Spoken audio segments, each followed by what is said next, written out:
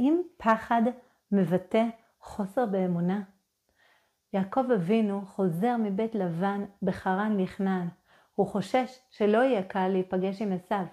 הפסוק אומר, וירא יעקב מאוד ויצר לו. לכאורה, מה יש לו לחשוש כל כך הרבה? הרי השם נתן לו הבטחות מפורשות רבות, שזרעו יהיה כעפר הארץ, ואם ככה עשיו לא יצליח להרוג את כל הילדים שלו.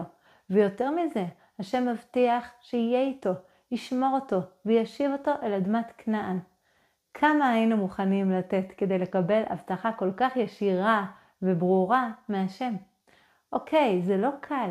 יעקב יודע ש400 איש מלווים את עשיו למפגש הזה, וזה כנראה לא סתם כדי להגיד לו שלום ברחוב, או כדי לעשות לו איזה סלפי משותף. הוא לבד עם אנשים והילדים שלא יכולים להילחם כמו 400 לוחמים. ועדיין אולי זה מפחיד, אבל השם הבטיח.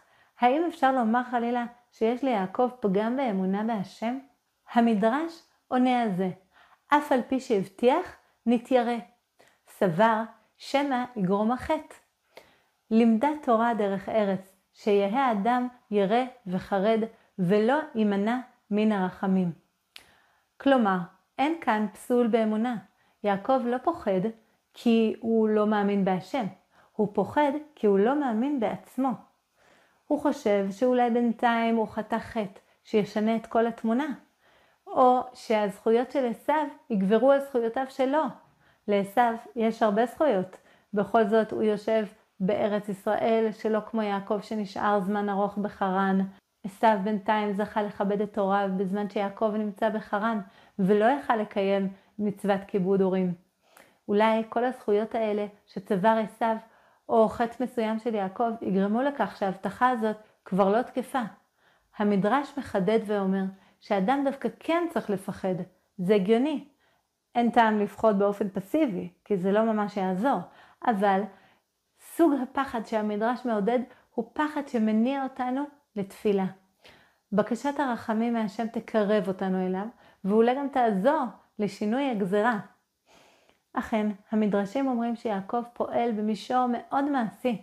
הוא מתכונן לתת מתנות כדי להרגיע את עשיו, הוא מתפלל כדי לשנות את הגזרה אם קיימת, וגם מתכונן למלחמה עם עשיו.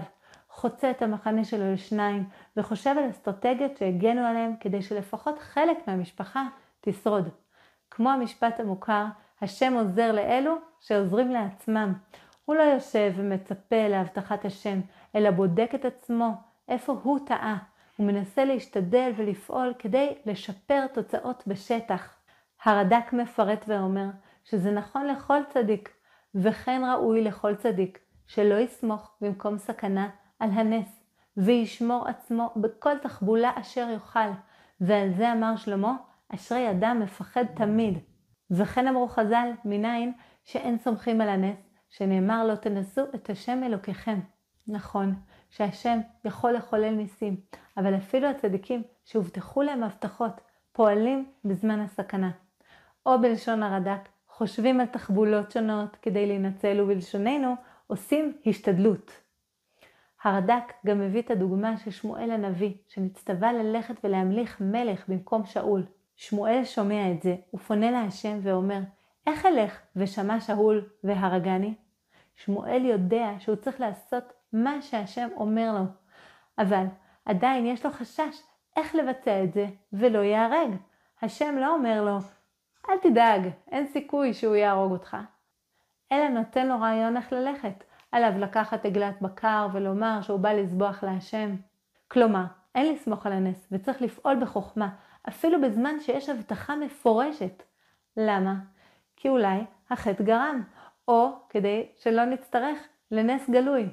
יש מקום לפחוד ולפעול ולהשתדל, והכי חשוב לא לשכוח את התפילה והקשר עם השם שיכול לשנות את המציאות.